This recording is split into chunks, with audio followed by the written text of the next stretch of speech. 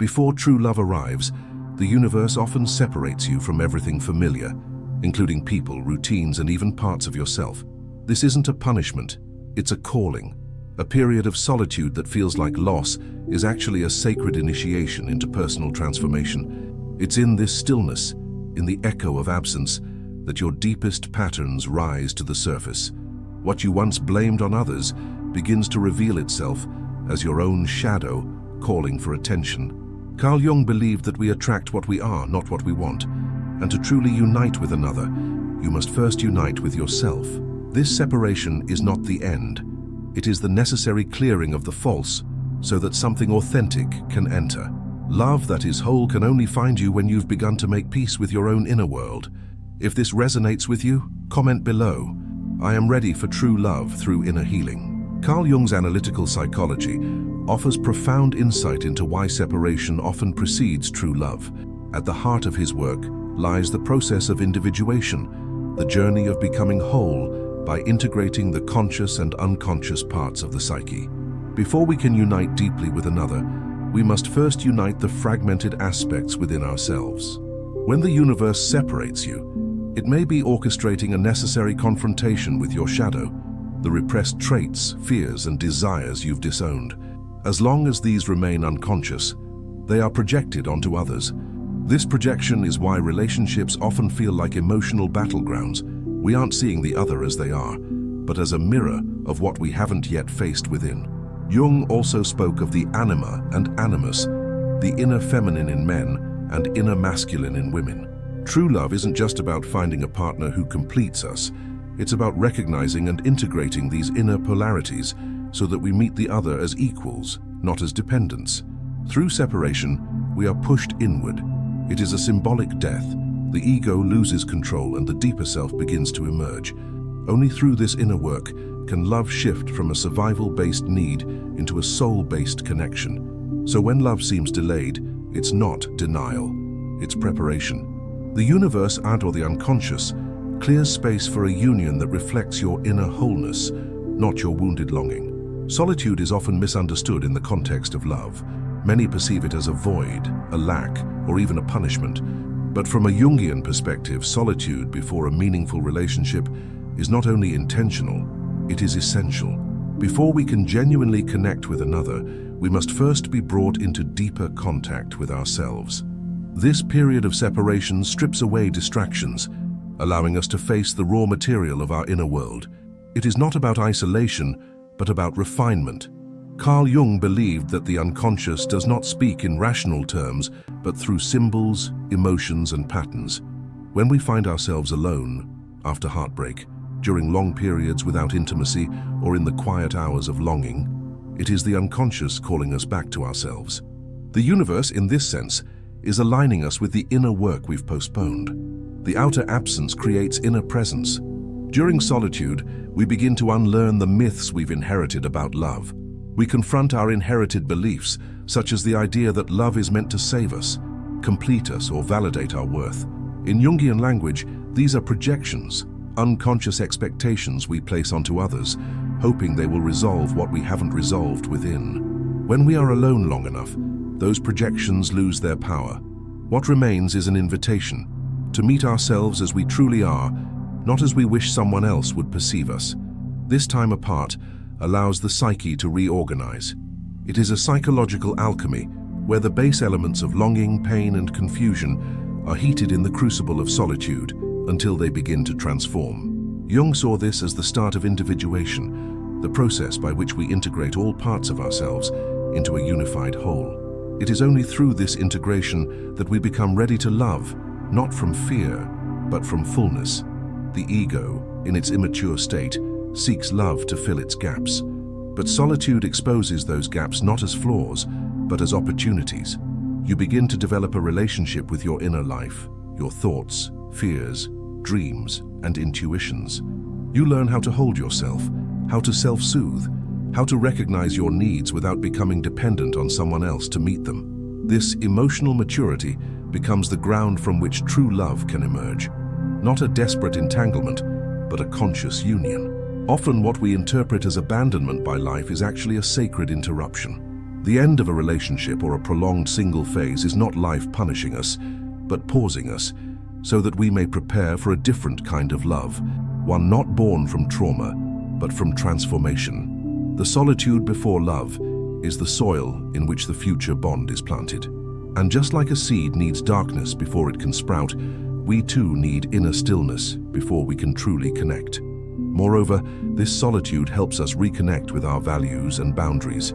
Without the influence of another's expectations, we become more aware of what matters to us. This clarity protects us from repeating past patterns where we lost ourselves in others or compromised beyond recognition. Jung emphasized the importance of becoming a whole individual before merging with another. Otherwise, we dissolve into relationships that reflect our wounds instead of our essence. So the next time you find yourself alone, consider this. It is not a waiting room for love, but a transformation chamber.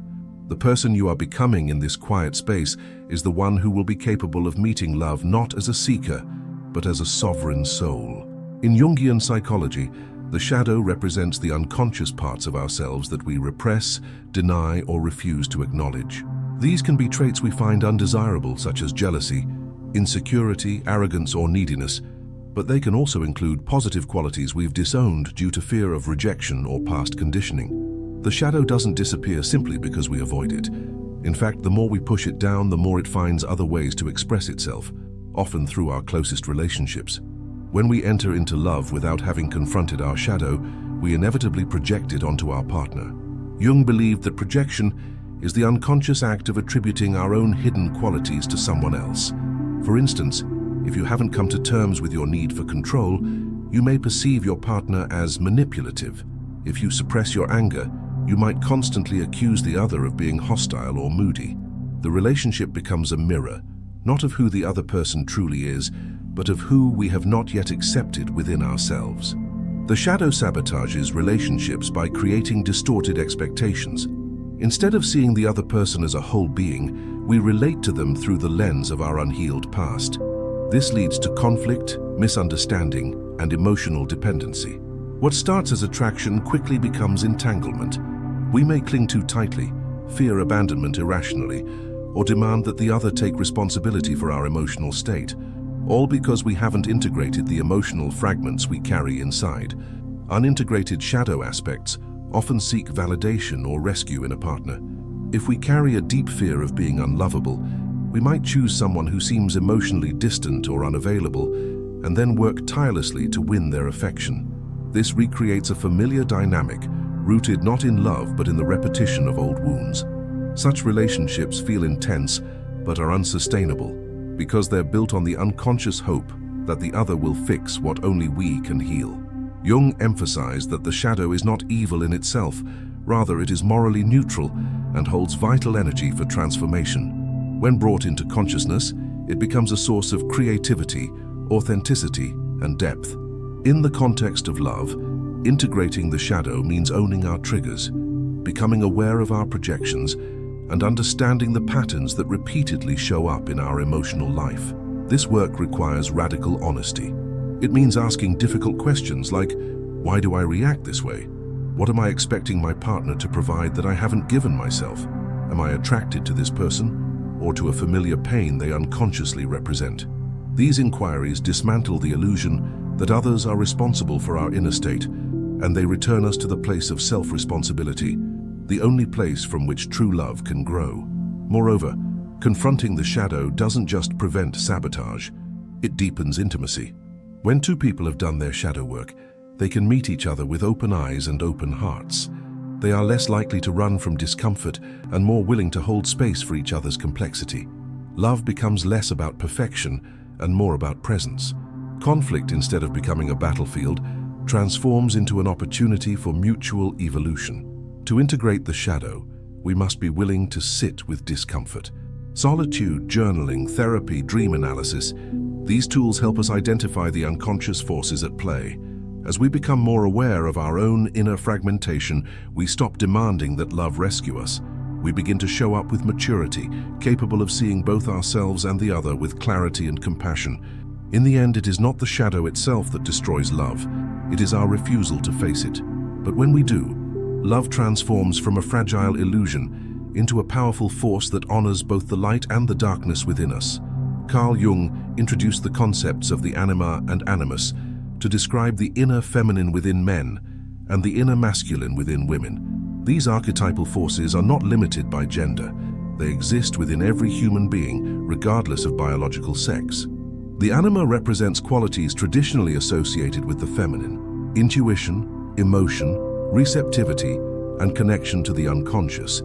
The animus symbolizes traits often labeled masculine: logic, structure, direction, and assertiveness.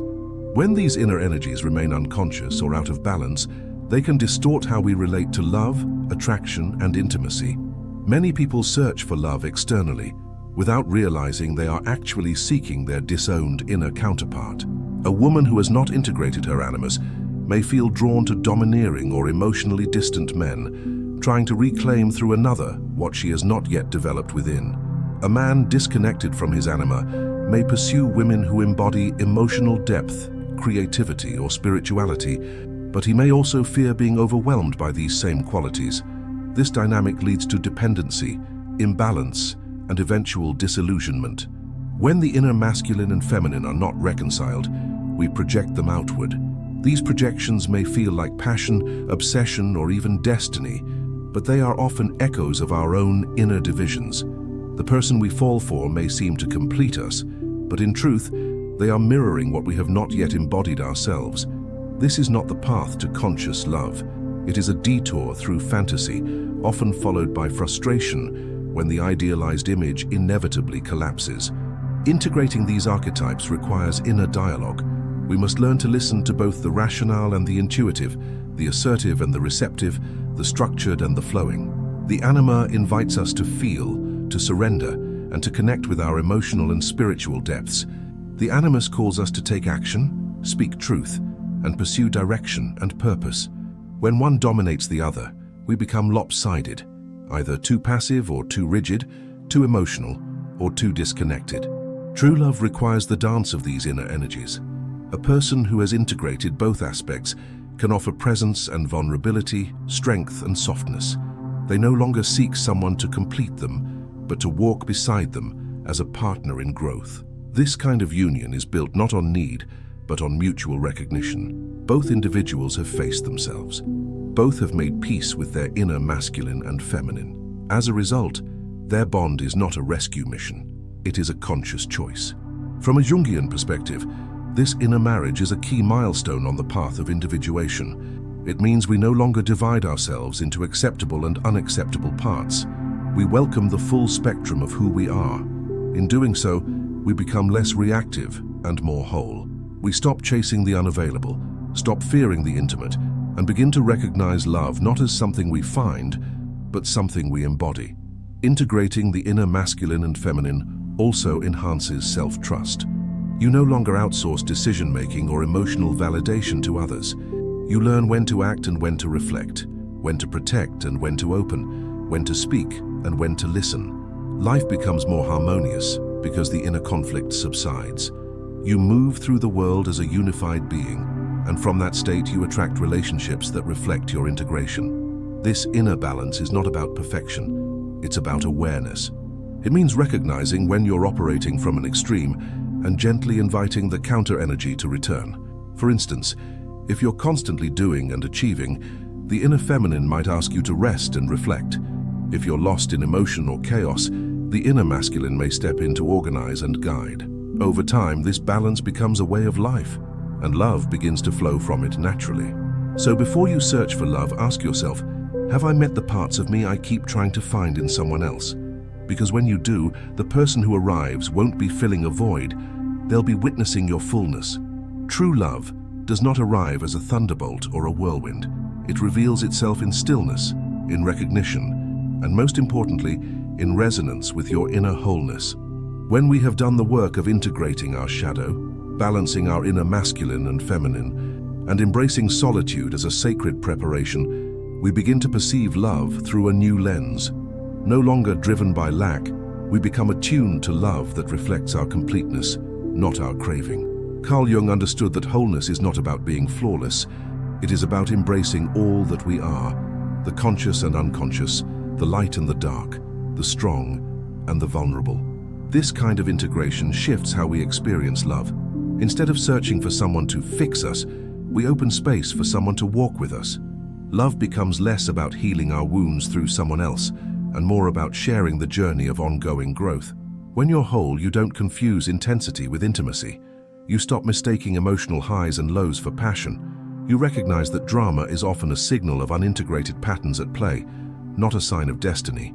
True love, in contrast, often arrives quietly. It feels like ease, like home, like clarity. It doesn't demand that you become someone else. It honors who you already are, and it deepens that authenticity through mutual presence. From a Jungian point of view, the kind of partner you attract after doing inner work is profoundly different. You begin to see beyond surface attraction and into energetic alignment. You no longer choose partners based on unconscious family dynamics or old trauma scripts. Instead, you recognize when someone resonates with the self you've worked to uncover, the self that has emerged from the alchemy of solitude and shadow work. This recognition is not just emotional, it's archetypal. Something ancient within you knows. The bond does not form out of urgency or fear, but out of a shared sense of purpose and respect. You feel seen, not just by their eyes, but by their soul. You are not performing for love. You are simply being. That is the power of wholeness. It magnetizes love that meets you, not manages you.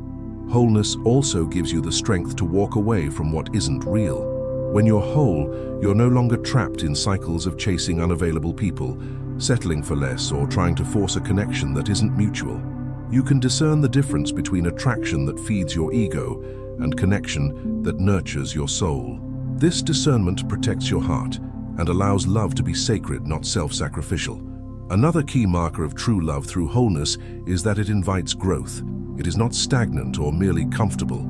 It encourages expansion, not through pain, but through mutual evolution. Each person becomes a mirror, not of the other's wound, but of their potential. Conflicts are approached not as threats, but as opportunities for understanding. Emotional safety becomes the foundation, not a luxury. In such a relationship, vulnerability is not weaponized. Space is given for each person to be human, to have emotions, doubts, and complexities. There is room for both laughter and silence, for support and solitude. Neither partner tries to fix the other, because each understands that love is not about control, but about presence. Importantly, when you are whole, you also understand that love is not the goal, it is the expression. You are not waiting for someone to complete your story. You are already living it, and love becomes a powerful chapter in that unfolding. This shift in perspective changes everything. You stop waiting to be chosen and start living as someone who has already chosen themselves. In the end, recognizing true love isn't about finding the perfect person. It's about becoming the person who can see, hold, and honor love in its truest form. And that recognition only becomes possible when you have journeyed inward, faced yourself honestly, and returned to the world no longer searching, but radiating. Before true love enters your life, the universe often demands that you meet yourself first. This is not a delay, it is divine design. Through solitude, you confront the shadow. Through inner work, you balance your masculine and feminine energies. And through that deep transformation, you stop chasing love and begin to embody it. Carl Jung taught that the path to wholeness is the foundation for meaningful relationships. When we take responsibility for our projections, integrate our hidden parts, and embrace the quiet lessons of being alone, we become capable of recognizing love not as rescue, but as reflection. What once felt like rejection or abandonment becomes clear in hindsight. It was preparation. True love meets you in your fullness, not to complete you, but to complement the self you've worked to become. And that kind of love, rooted in inner alignment, is not fleeting. It's enduring, conscious, and deeply real. If this message speaks to your journey, don't keep it to yourself. Subscribe to the channel, leave a comment with your reflections, and watch the next video appearing on your screen. It's another step in your path of self-discovery. Your transformation is the gateway to authentic connection. Honor it, live it, share it.